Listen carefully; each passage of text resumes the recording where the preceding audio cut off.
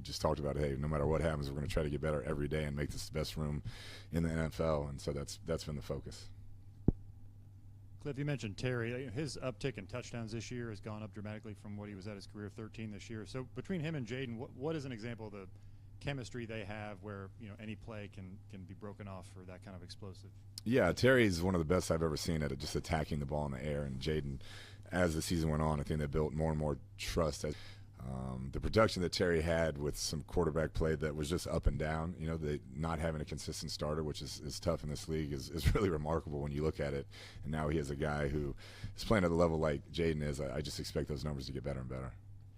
Hey, Cliff, the first time we heard from you when you first got here, somebody asked, what quarterback do you want to draft? And I think you said something along the lines of the guy in Kansas City. Well, Jaden is doing things that we haven't seen in the first year since maybe that. So looking back now through at this point where Jaden. Set of circumstances that kind of brought me here and ended up here is pretty unique. And so to be able to work with him throughout this year, get to know him and build that relationship has been phenomenal. He's as good a person as I've ever been around, and the type of young man that when you show up to work, you want to be better because of the way he acts and carries himself.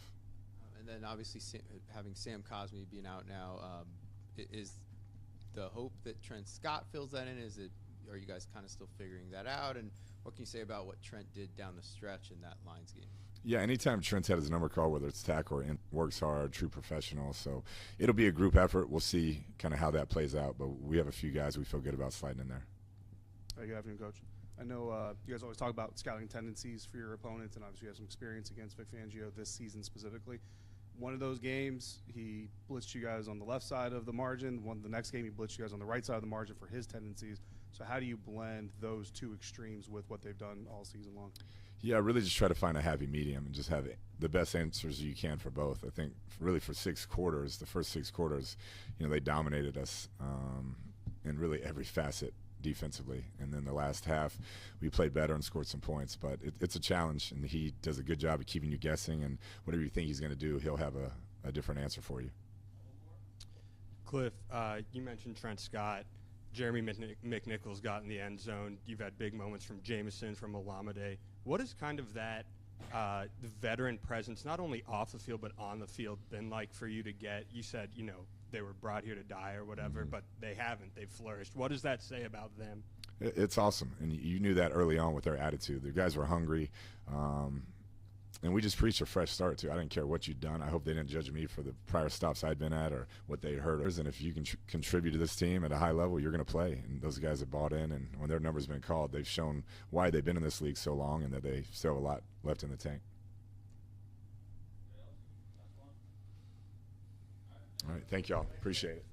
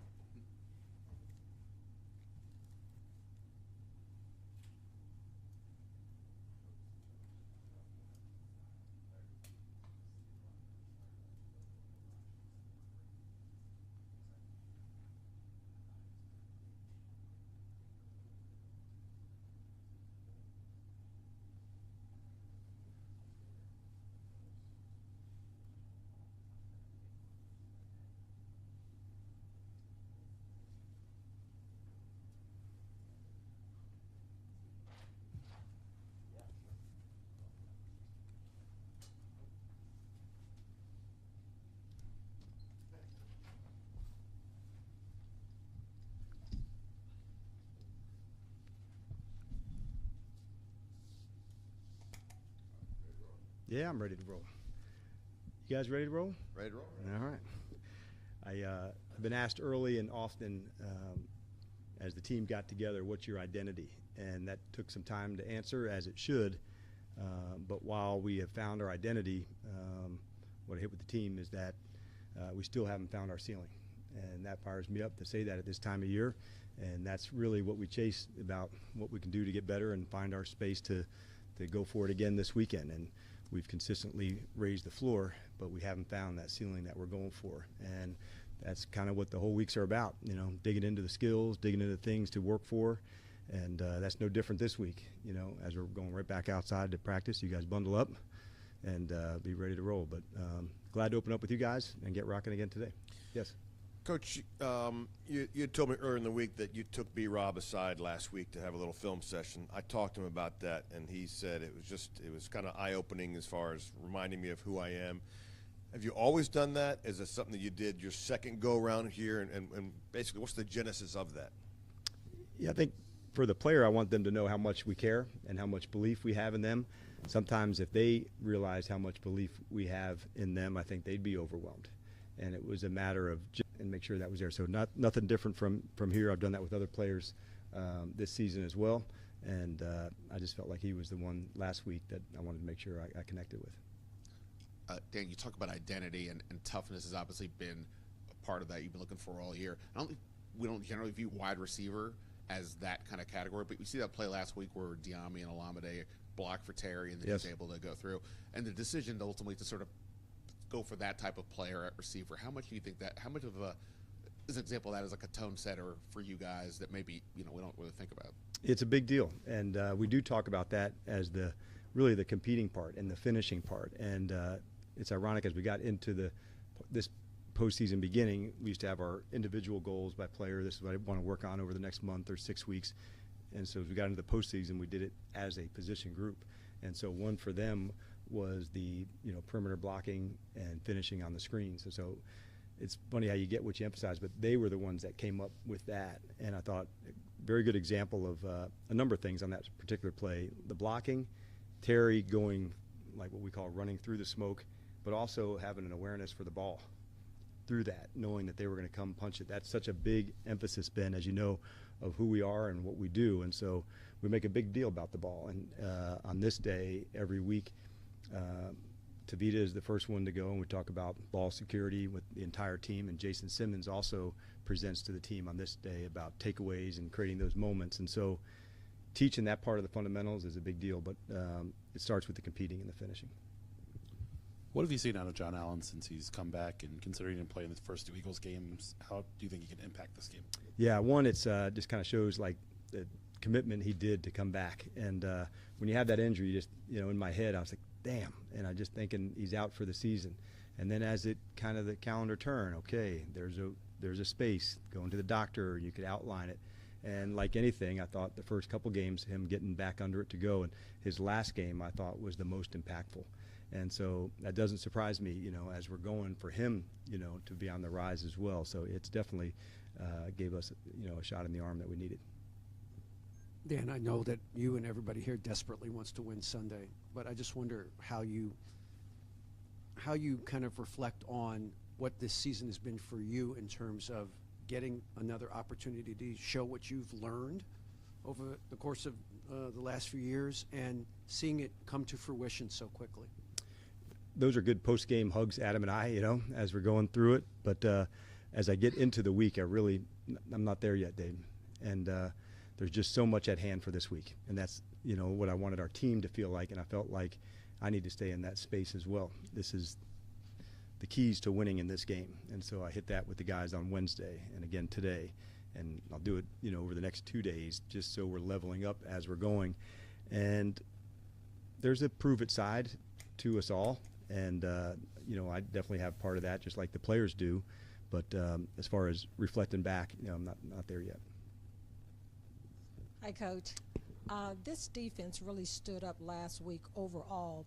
But when you look at the defensive line, what did you see from them? Because they were really aggressive getting at it in going into this game against the Eagles' offensive line. Yeah, you know what I thought, Donna? The thing that started them the shift of the momentum. Like two things. One, they decided to take the ball, from the kick. They won the toss.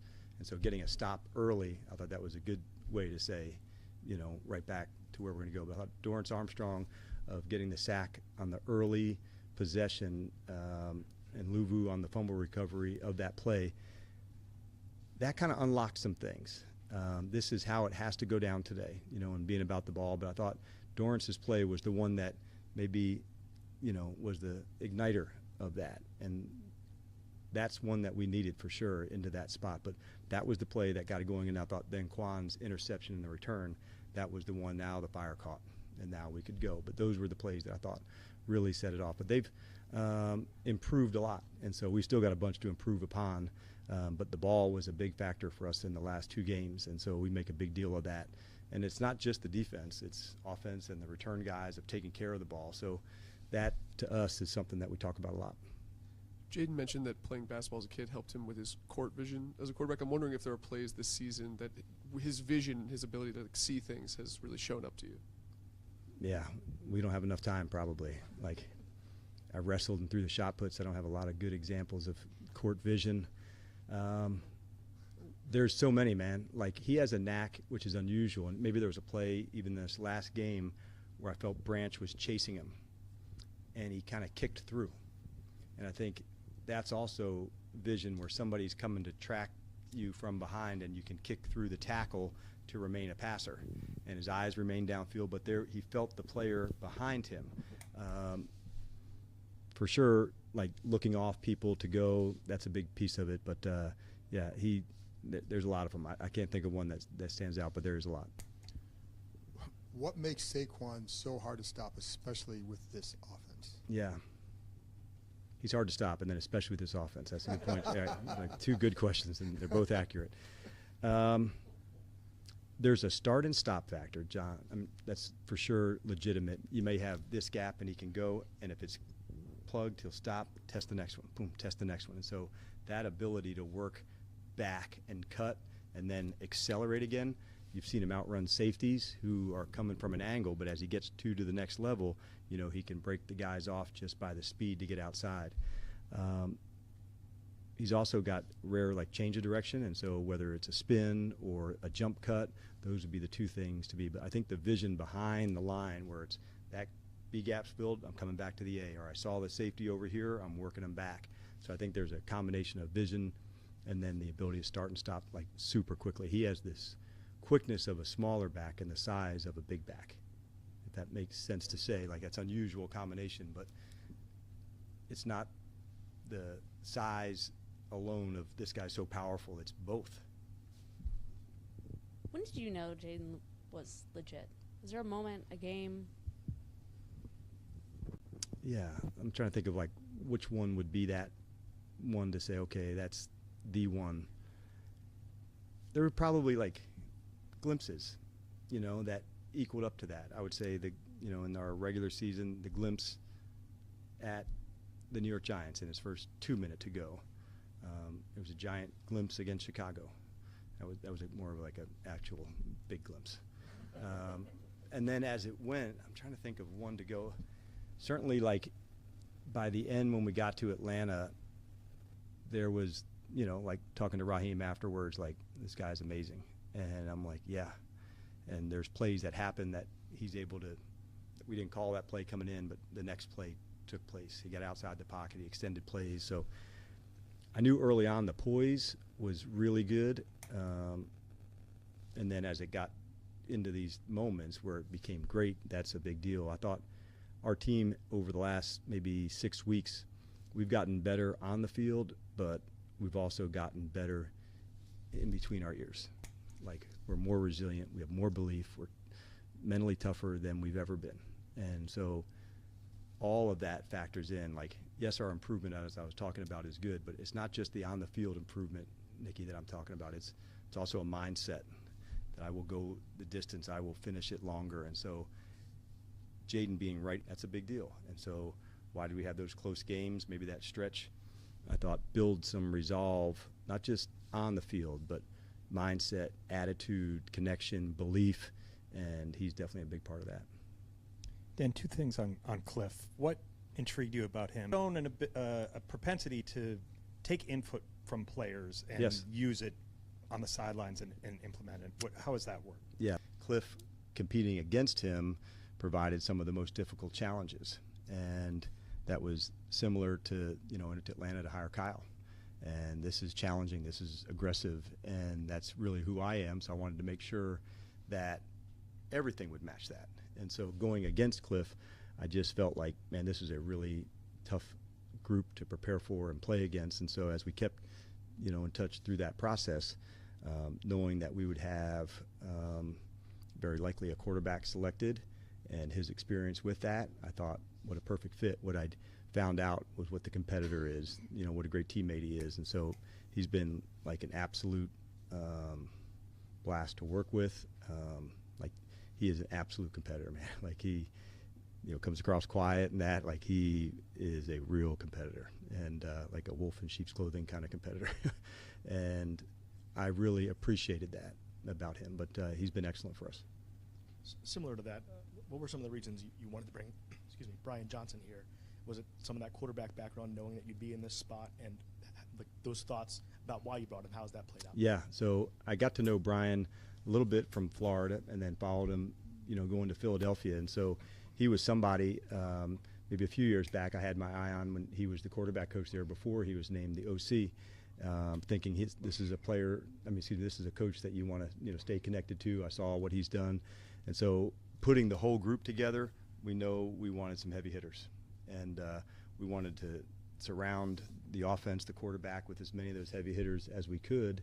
And I think Adam had that vision. I explained that obviously to him, but him up to Josh as well. And so that was like an important part of there's a real process that we're going to go through to make sure we're going to support the hell out of this player that's not even here yet.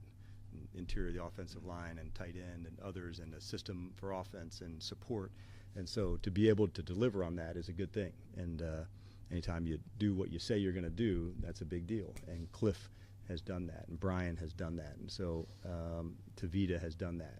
Like David Blau, those ones, they have all, this is what we have to get done, and they absolutely were down for that challenge. Understanding you signed a handful of veterans during the offseason to help provide leadership among other things, but among the guys you quote-unquote inherited in the locker room, who do you credit for helping instill culture in the place you want it to be now? I didn't think of new guys that were here. I wasn't going to really go there. I didn't think that was the way to look at it. They're all our guys now, and so they're all on the same footing. And I didn't want to say, this is how the team did it, and how would you think? And so I just knew, hey, who are the leaders we can help develop? And people like Terry, have been such an important figure of that. I knew he was a great professional, but now I've seen the leader, begin to emerge. And now that, to me, is so much different. And so there's a number of guys, but I didn't ever want to go, and whether it was staff or players, these guys were here or not, no, man, if you this is us together. Dan, you've gotten contributions 1 through 53. You talk about Trent Scott, Jeremy McNichols, a lot of those guys that they've taken such advantage of maybe second or third chances. And you, as a guy who's gotten a second chance, how has that kind of all come together as one? Yeah, Olamide specifically, he's a real competitor, and you have to go through the tougher moments sometimes to get to the next space. And it is in that adversity where it goes through to what's going to be your next stop. And so I knew who Olamide was, both as a ball player and as a man. I thought, this is the type of person we want in the locker room. Let's let him compete and take it from there. And he actually inspired some others just because how hard he went for it in practices and training camp. And so anytime you see a teammate, I want to be a little more like that. Not even at that position, but just that attitude of not backing down. I put the tape up on here every day in training camp. So it wasn't like there were any sacred cows or anything else. This is whoever you were, this is what we're looking for, this is not. And Olamide was on that tape a lot. And so we just wanted to make sure people like him who had the competitive dog in him, yep, this is your kind of spot. Hey, good afternoon, Coach. Good afternoon. Both sides of this competition are talking a lot about receivers blocking this weekend. as that trend has picked up in the league, have you guys focused in on getting DBs that not only take good pursuit angles but can shed blocks aggressively and effectively? Yeah, I think it was Ron Wolf who taught me, you want to be a better tackling team, when you get to that draft time, draft good tacklers. And so, like, that's why the guy's so smart. But it was a good reminder of the traits that you're looking for in players. And if you want to have a tough team that are good tacklers or receivers that are willing to block, then you want to make sure that's the style of player and identity that you're bringing into the team. And so that, to me, kind of feeds back to Adam to say, this is the commander, this is what we're looking for. And if the guy's competitive enough, whether you're a DB, a corner, a safety, a tight end, like, they'll find their way. Like, we can teach them, but you have to be willing to say, all right, this is a tough assignment, but, like, I got the dog in me. I'll absolutely go after this guy. Now, if it's a matchup we don't like, okay, we're not going to do that, even though you're willing to try. But you do have to have that dog in you to say, if this is what's asked upon me for this one, like, let's get down. All right, thanks, everybody.